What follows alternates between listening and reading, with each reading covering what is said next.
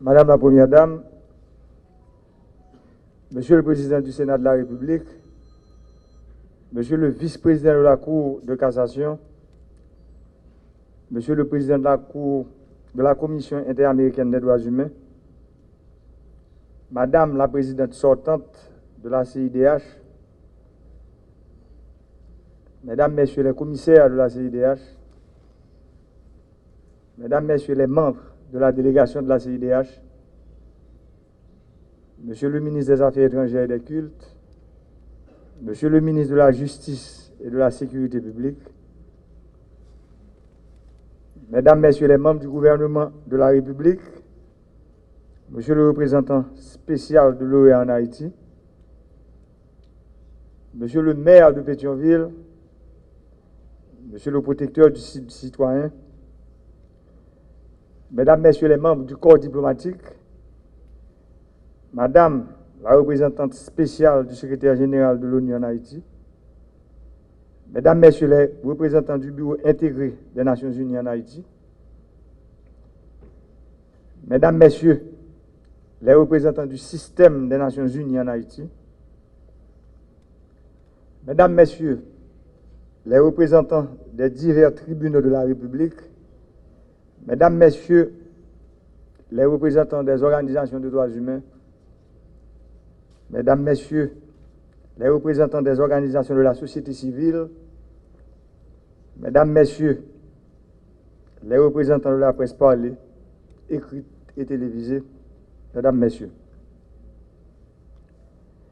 il me revient ce soir un honneur particulier d'avoir à prendre la parole à la cérémonie d'ouverture de la 175e session de la Commission interaméricaine des droits de l'homme en ma qualité de président de la République.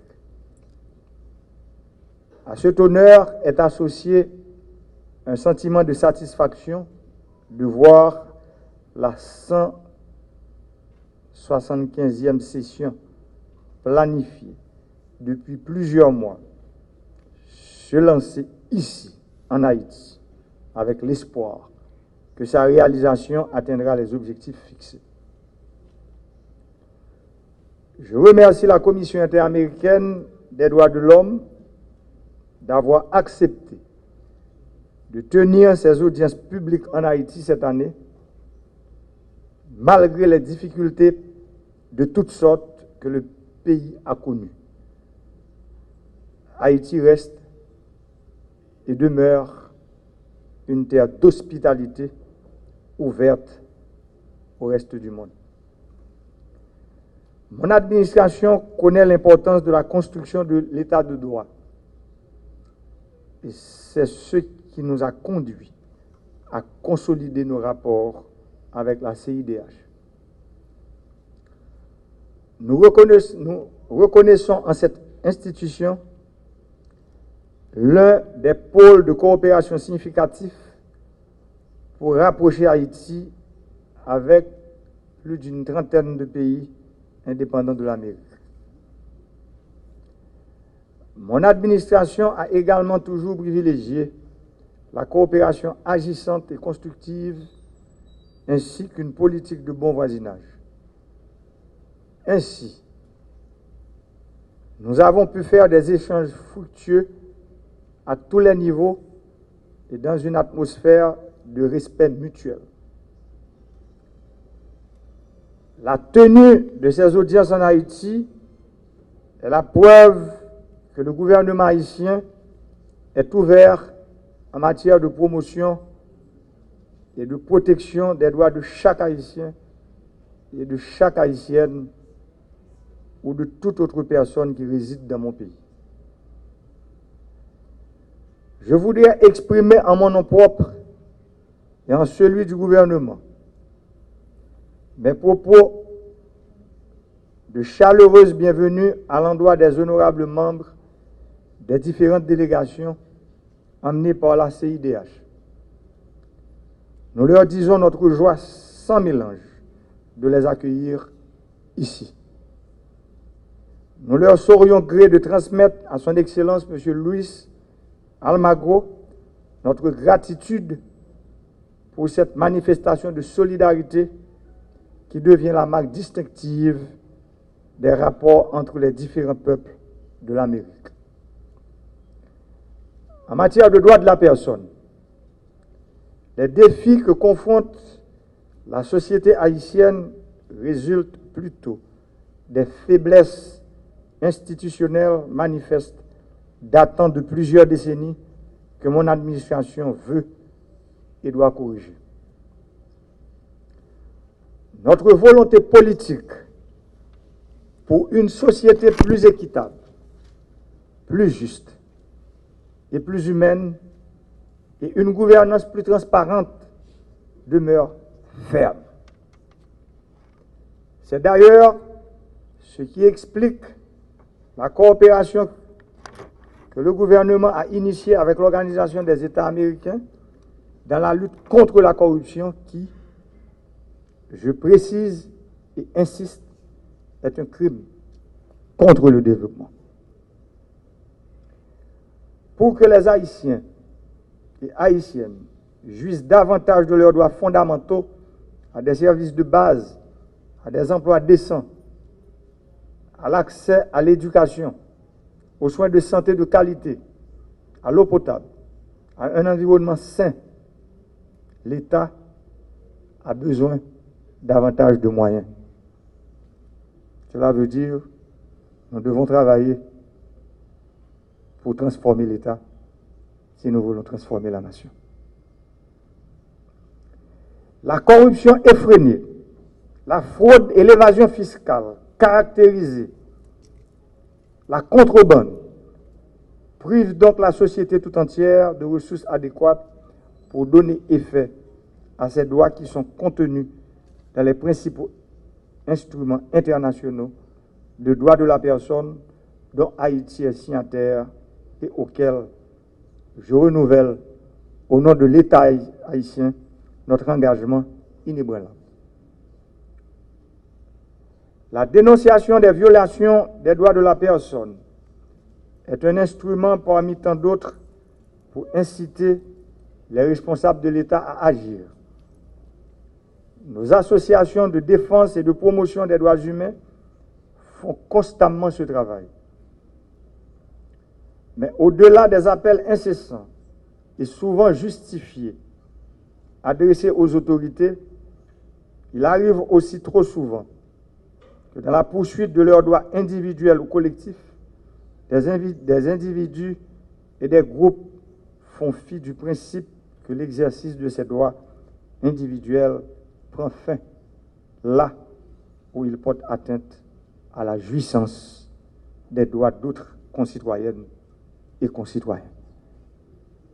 C'est pourquoi je ne cesserai pas de répéter que les Haïtiens doivent se parler, mettre de côté leur amertume personnelle et leurs intérêts de clan pour mieux se concentrer sur leurs devoirs envers la société.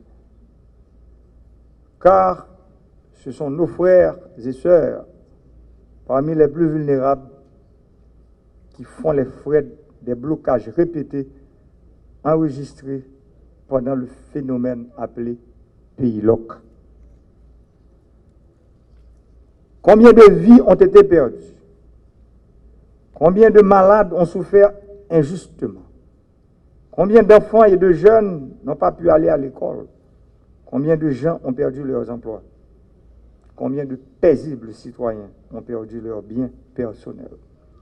Combien de denrées agricoles ont péri, causant des pertes économiques incalculables aux cultivateurs travaillant inlassablement sous un soleil de plomb?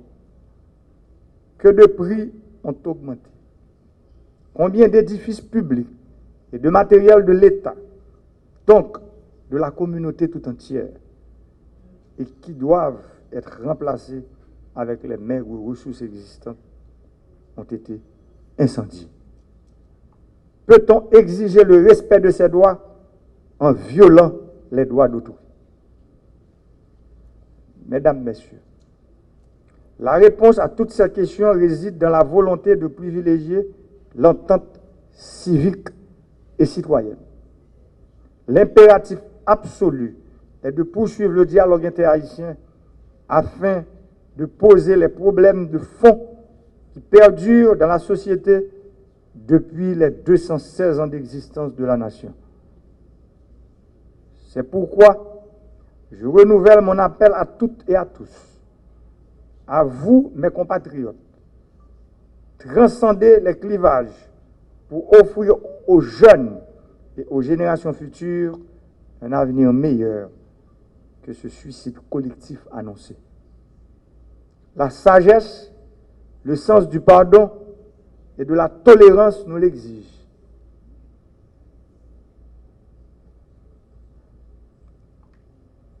Je m'en voudrais de finir sans remercier à nouveau la Commission interaméricaine des droits de l'homme pour la solidarité agissante envers Haïti. Une solidarité dont la compréhension mutuelle et la construction collective des actions inspirent le plus grand respect.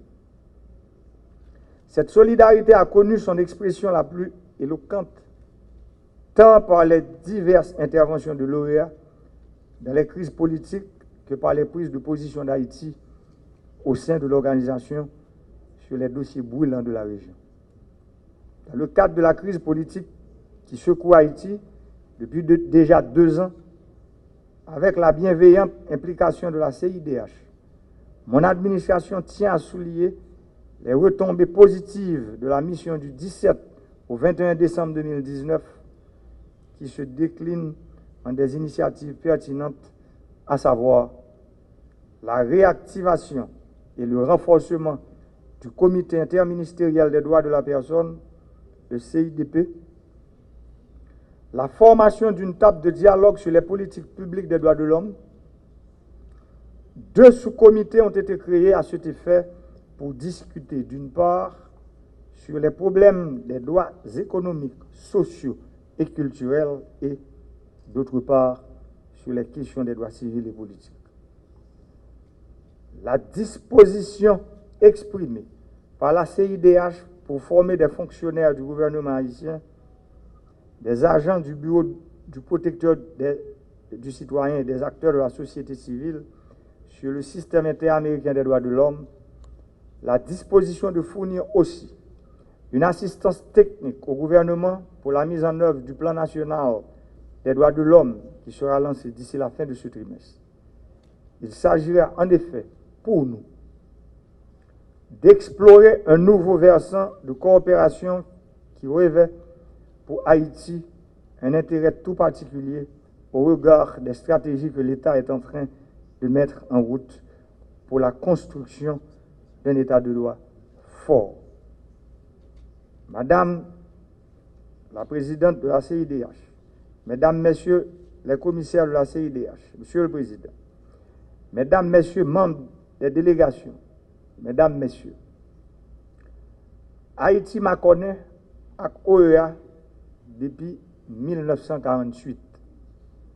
Ça veut dire Haïti participait comme nation dans le fondement OEA.